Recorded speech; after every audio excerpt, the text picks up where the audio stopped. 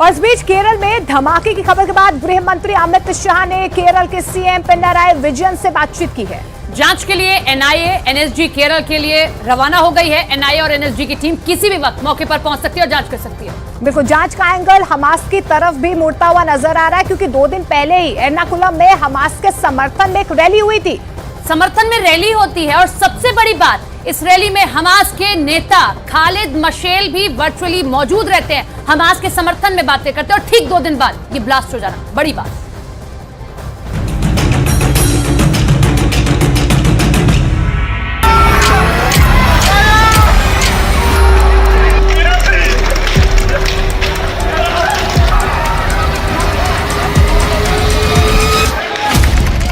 वक्त सुबह के 9:40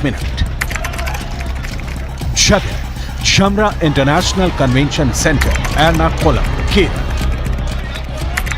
5 मिनट में 1 नहीं 2 नहीं 3 सीरियल ब्लास्ट। कन्वेंशन सेंटर में सुबह करीब 9:30 बजे 2000 लोग प्रार्थना कर रहे थे। प्रार्थना के खत्म होने के फौरन बाद पहला धमाका हुआ। अभी लोग कुछ समझ पाते तब तक दूसरा धमाका हो गया।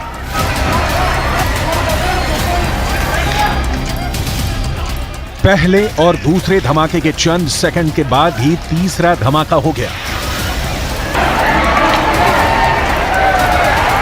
सिर्फ 5 मिनट के अंदर कन्वेंशन सेंटर में 3 धमाके हुए हैं। धमाके में 20 लोग घायल हुए हैं, जबकि एक शख्स की मौत की खबर है। ब्लास्ट के बाद मौके पर मौजूद लोगों ने घायलों को कन्वेंशन सेंटर के बाहर लाया और उन्हें अस्पताल पहुंचाया गया। चश्मदीद के मुताबिक प्रार्थना सभा के दौरान 5 मिनट के अंदर 3 अलग अलग ब्लास्ट हुए। पहला ब्लास्ट ज्यादा तेज था। ब्लास्ट के वक्त का एक वीडियो भी सामने आया है, जिसमें अफरा तफरी का माहौल दिखाई दे रहा है। लोग इधर से उधर भाग रहे हैं। कुर्सियां आग की लपटों में घिरी हुई हैं। कुछ लोग कुर्सियों को हटाते हुए दिख रहे हैं ताकि आग को और भीषण होने से रोका जा सके। मौके से आई तस्वीरों में आप साफ साफ देख सकते हैं कि ब्लास्ट के बाद जमीन पर खिड़कियों के कांच के टुकड़े बिखरे हैं। लोगों के सामान तितर बितर हुए पड़े हैं। कन्वेंशन सेंटर का दरवाजा टूटा हुआ नजर आ रहा है। जमीन पर कांच के टुकड़े बिखरे हुए हैं। केरल पुलिस और एनआईए टीम की शुरुआती जांच में पता चला है कि इन बम धमाकों के लिए इंसेंडियरी डिवाइस और आईईडी का इस्तेमाल हुआ है। बम टिफिन बॉक्स में रखे गए थे। फॉरेंसिक टीम ब्लास्ट की जांच करने मौके पर पहुंची है। मौके से आई तस्वीरों से साफ है कि एक्सप्लोसिव डिवाइस को प्रार्थना सभा में अलग अलग जगहों पर रखा गया था, ताकि अफरा तफरी मचने पर ज्यादा से ज्यादा लोग इन धमाकों की जद में आए। धमाका जिस कन्वेंशन सेंटर में हुआ है उसका नाम है जमरा international convention and exhibition centre. यहां 3 दिनों तक कन्वेंशन होना था। कन्वेंशन में शामिल होने के लिए 2300 लोगों ने रजिस्टर किया था, लेकिन पहले दिन सीरियल ब्लास्ट हो गया। एर्नाकुलम में जहां ब्लास्ट हुआ है उसके आसपास बड़ी संख्या में यहूदी समुदाय के लोग रहते हैं। इजराइल हमास जंग के शुरू होते ही खुफिया एजेंसियों ने अलर्ट जारी किया था। अलर्ट में आशंका जताई गई थी कि भारत के यहूदी स्पॉट आतंकियों के निशाने पर हो सकते हैं। धमाके की खबर के बाद गृह मंत्री अमित शाह ने केरल के सीएम पिनाराई विजयन से बात की। गृह मंत्रालय और सुरक्षा एजेंसियों के अफसरों के साथ हाई लेवल मीटिंग की है।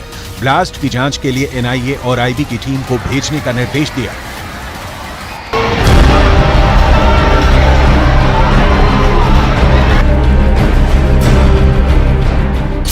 कन्वेंशन सेंटर में हुए ब्लास्ट की जांच अब केरल पुलिस, वहां की फॉरेंसिक टीम के साथ साथ एनआईए और एनएसजी की टीम करेगी। हाल ही में भारत की खुफिया एजेंसी ने अलर्ट जारी करते हुए कहा था कि भारत में यहूदियों के धर्मस्थल आतंकवादियों के निशाने पे हो सकते हैं।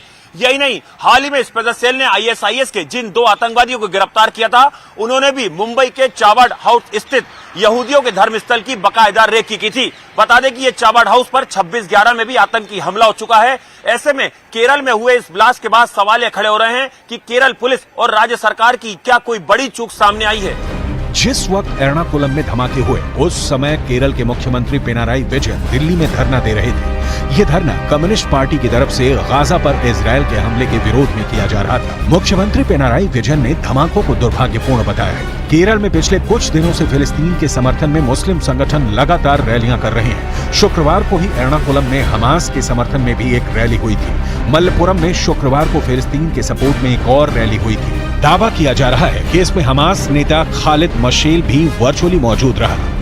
केरल ब्लास्ट से ठीक एक दिन पहले हमास का एक पूर्व प्रमुख केरल में फिलिस्तीन के सपोर्ट में एक वर्चुअल रैली को अंजाम देता है और ठीक उसके अगले ही दिन केरल में ईसाइयों की प्रार्थना सभा पर सिलसिलेवार तरीके से 3 धमाके होते हैं। इस पूरे मामले में अब केंद्रीय जांच एजेंसी एनआईए और तमाम सेंट्रल एजेंसियां इस मामले की तफ्तीश में जुट गई हैं कि क्या ये एक आतंकी हमला है और इसके पीछे क्या यहूदियों को निशाना बनाने की एक बड़ी साजिश रची गई थी। ये रैली एकजुटता युवा आंदोलन जमाते इस्लामी की यूथ विंग ने की थी। इसमें बुलडोजर हिंदुत्व को उखाड़ फेंको नारे लगे थे। बीजेपी ने इसे लेकर एक्शन की मांग की है। रैली में पूर्व हमास नेता की भागीदारी पर सवाल उठाए हैं। 24 घंटे पहले ही केरल में केरल सरकार के नाक के नीचे हमास जो एक टेरर ऑर्गेनाइजेशन है और हाल ही में हजारों बच्चों और महिलाओं की हत्या की है उन्होंने किया है।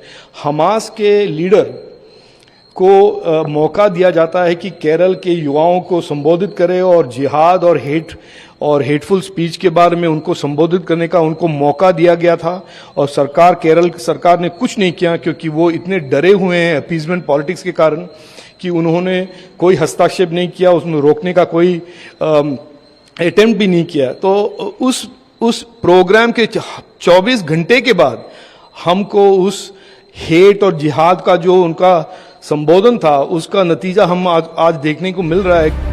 केरल की रैली में हमास के जिस बड़े नेता खालिद मशाल के शामिल होने की बात कही जा रही है उसके पास 400 करोड़ डॉलर की संपत्ति है। खालिद मशेल 1977 में मुस्लिम ब्रदरहुड में शामिल हुआ।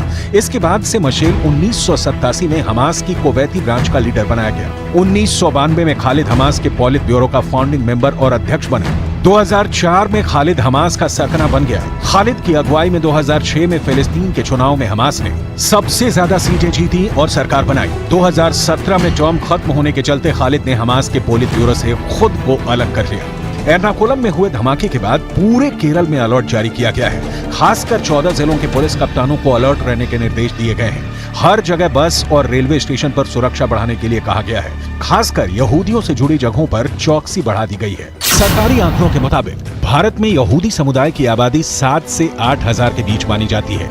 इसमें भी सबसे ज्यादा यहूदी महाराष्ट्र में रहते हैं। भारत में रहने वाले यहूदी समुदाय को 3 हिस्सों में बांटा जाता है। पहले नंबर पर आते हैं पश्चिमी भारत के बेने इजरायली यहूदी, दूसरे नंबर पर पश्चिम बंगाल के बगदादी यहूदी और तीसरे नंबर पर केरल के कोचीन यहूदी आते हैं। इसके अलावा पूर्वोत्तर भारत के बेनेई मिनाशे यहूदी और आंध्र प्रदेश के बेने एफ्रेम यहूदी भी यही रहते हैं।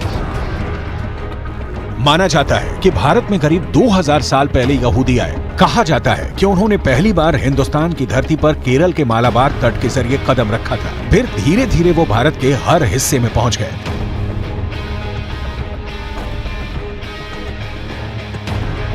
केरल के कन्वेंशन सेंटर में हुए धमाके के बाद दिल्ली पुलिस भी हाई अलर्ट पर है और भीड़ भाड़ वाली जगहों पर खास नजर रखी जा रही है। स्पेशल सेल लगातार खुफिया एजेंसियों के संपर्क में है।